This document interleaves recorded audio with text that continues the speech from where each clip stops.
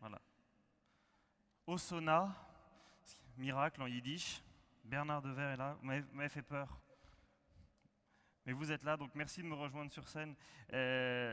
L'homme qui a osé le logement solidaire il y a 25 ans déjà, qui a osé arriver en retard, mais qui est là. Vous m'avez fait très peur. Ah bon? Lui est très détendu. Moi je l'étais un peu moins. Il y a eu beaucoup de SMS. Je vous ai présenté depuis tout à l'heure comme un prêtre qui arrive en retard. Alors c'est pas complètement faux, je crois, mais c'est pas la raison de votre venue ici. Et puis de toute façon, si je voulais faire ma confession, et je crois que j'en ai largement besoin, je prendrais peut-être un cadre un petit peu plus pudique que devant 300 personnes. Alors, ça serait peut-être un peu long. Oui, ça prendrait plus d'un quart d'heure si je devais. Je vous remercie de m'avoir cerné aussi vite, d'une perspicacité incroyable. Est-ce que vous permettez qu'on parle de vous plutôt? Ça vous va? Oui, parce que moi, c'est pas très intéressant. On va parler d'habitat humanisme.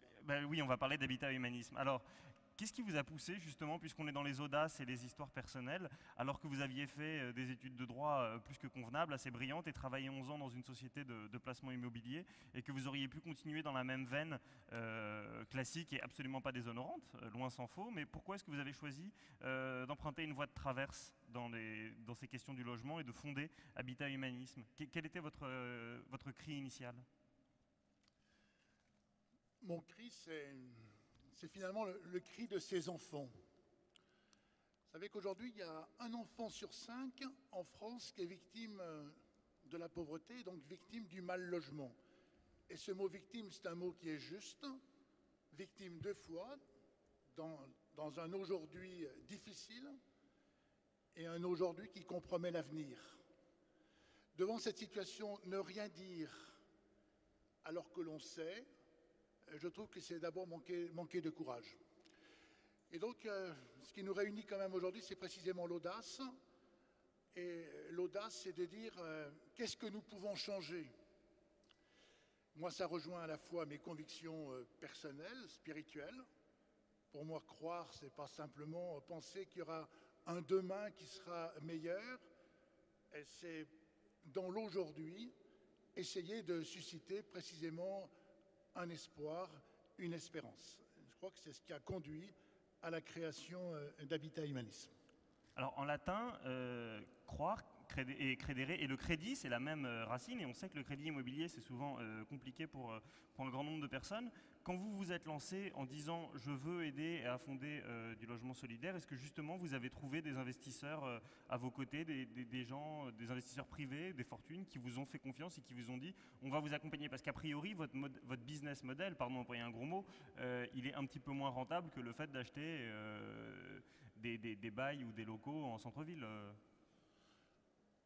C'est sans doute un peu moins rentable, mais je trouve que finalement cette société, est-ce que notre République va devenir un jour une République fraternelle?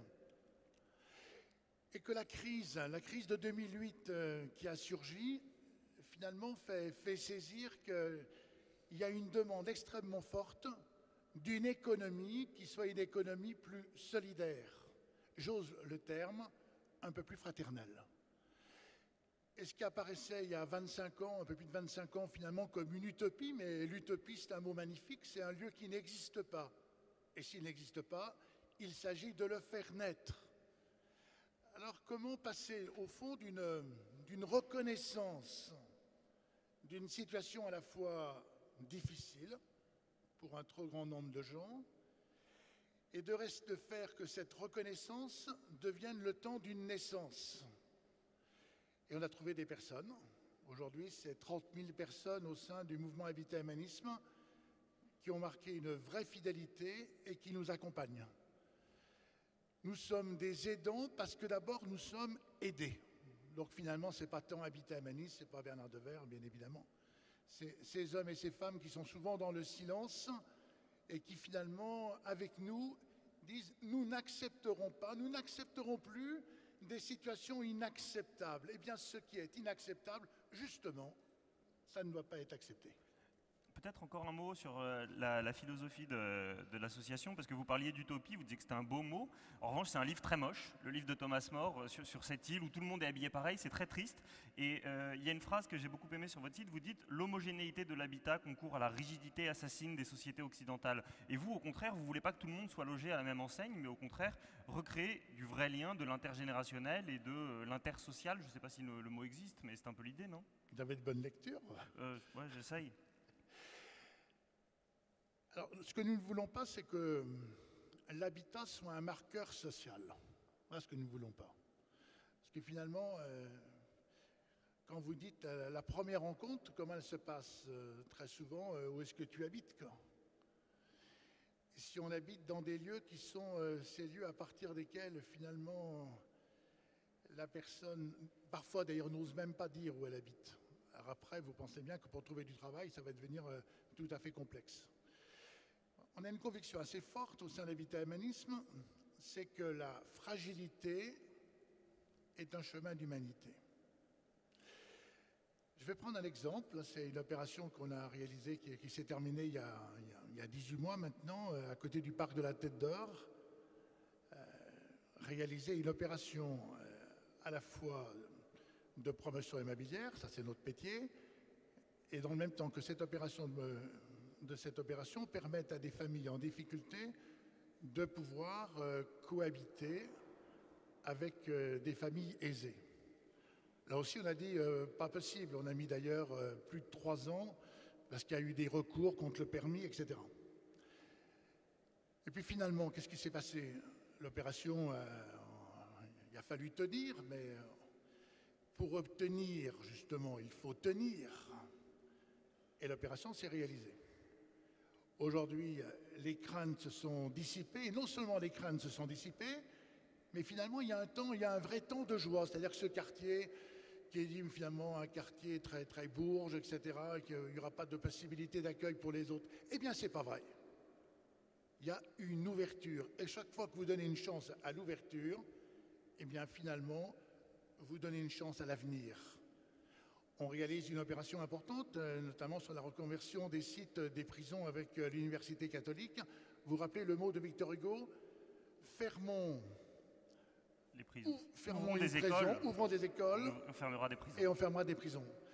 Eh bien, en fait, finalement, toute la question pour notre société, est-ce que nous allons passer de cette symbolique de l'enfermement, des enfermements, et les enfermements, elles ne sont pas toujours derrière des barreaux, il y a bien des barreaux invisibles, pour passer vers une symbolique de l'ouverture. Et quelle chance que l'entreprise, précisément, et je trouve que l'entreprise, elle n'a pas à être définie comme une entreprise solidaire ou une entreprise sociale. Le fait véritablement d'entreprendre, c'est un acte social. Ça, j'espère qu'on l'a retenu sur le fil Twitter au fond, parce que le fait d'entreprendre, c'est un acte social. Je trouve que c'est une très belle phrase. Alors, vous dites que l'ouverture, c'est toujours un pari vers l'avenir. Il faudra le dire à Nicolas Sarkozy, parce que ça lui a moins réussi. Quelques chiffres, peut-être, pour voir un peu la différence de gradation des niveaux d'engagement dans Habitat Humaniste. C'est 230 salariés, 2650 bénévoles et 130 000 personnes impliquées dans l'épargne solidaire. Ça veut dire que là, par exemple, dans la salle, demain, ou cet après-midi, si on est touché par votre démarche, on peut se dire, ce que raconte le père, c'est intéressant. Alors, on n'est pas dans la logique des indulgences où on va racheter ses péchés, mais on a envie d'investir solidairement auprès de votre association. Comment ça se passe? Alors, attendez, là, vous êtes un petit peu déjà dans le ciel. On n'est pas 130 000 personnes impliquées dans l'épargne solidaire, 30 000. Hein. Ah oui, c'est sur votre site internet, donc vous pouvez engueuler le webmaster, mais... Non, mais alors, pour Habitat Humaniste, c'est 30 000 personnes, quoi. Hein, effectivement. C'est parce que je suis très optimiste, et je pense qu'après aujourd'hui, ce sera 130 000. Ah, j'espère bien, oui. Comment est-ce qu'il faut faire? C'est très simple, finalement, c'est de dire sur une fraction de mon épargne, j'investis dans la foncière Habitat Humaniste, par exemple, et le montant de l'épargne est une épargne qui est une épargne sécurisée, puisque naturellement, nous n'appréhendons des opérations que dans des opérations qui sont socialement équilibrées. Nous n'allons pas dans des quartiers difficiles pour ne pas ramener des personnes en situation de fragilité encore et encore dans des quartiers trop fragiles. Donc finalement, l'approche même de l'acte de construction est un acte qui sécurise. Peut-être un dernier mot là-dessus.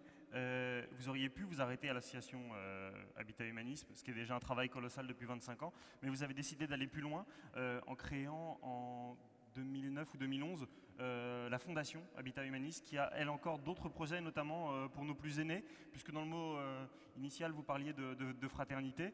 La France est un pays qui vieillit, on s'en désole toujours quand on parle de la réforme des retraites, on devrait s'en réjouir parce que ça veut dire qu'on vit plus longtemps, on vit en plus plus longtemps en meilleure santé, donc c'est plutôt sympa.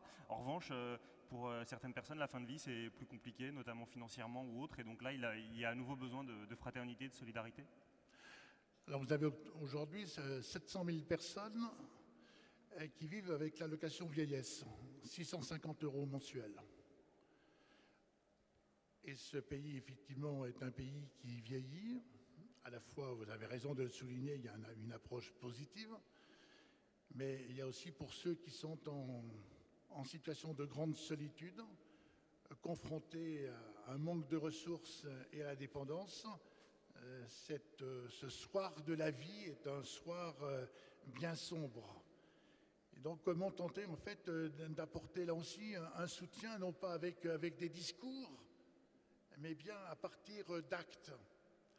Et donc nous avons créé au sein du mouvement Habitat Humanisme et avec la fondation Habitat Humanisme, avec cette entité qui s'appelle la Pierre Angulaire, des maisons de soins, des maisons de retraite, et ce n'est pas des maisons de retraite. Aujourd'hui, la maison de retraite, il n'y a que les gens riches qui peuvent aller dans des maisons de retraite, mais dans des maisons qui finalement marquent se prendre soin pour ceux qui sont en grande difficulté sociale et rejoindre par la perte d'autonomie. Alors Habitat Humanisme, finalement, c'est une action qui est tout au long de la vie. Merci infiniment, mon père, c'est comme ça qu'il faut vous appeler. Je pense que s'il y avait plus de prêtres comme vous, les églises seraient largement aussi remplies que le stade Gerland, tous les dimanches. Merci infiniment, et puis merci de rester un petit peu avec nous pour que je puisse me confesser. Alors je vous attends un dimanche. Hein. Oui, vous m'attendez dimanche. Ouais. Merci infiniment et un grand bravo pour avoir fondé ce mouvement incroyable qui est Habitat Humanisme.